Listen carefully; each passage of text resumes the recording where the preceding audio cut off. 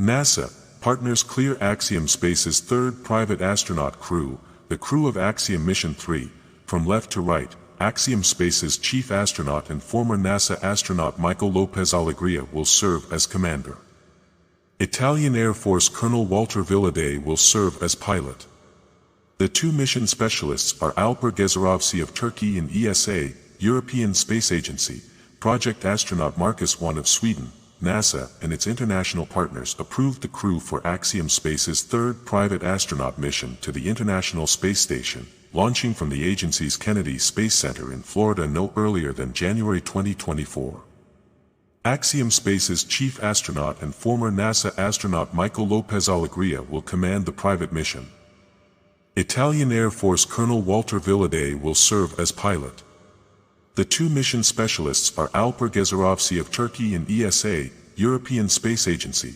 Project astronaut Marcus 1 of Sweden. Private astronaut missions to the space station help pave the way toward commercial space stations as part of NASA's efforts to develop a thriving low Earth orbit ecosystem and marketplace and enable more nations, more people, and more opportunities in space than ever before.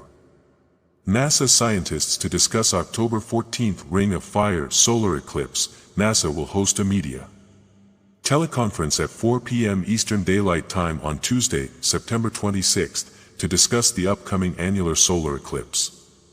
The annular eclipse will cross the U.S. from Oregon to Texas on Saturday, October 14th, with a partial solar eclipse visible throughout the contiguous U.S. Audio of the call will stream live on NASA's website.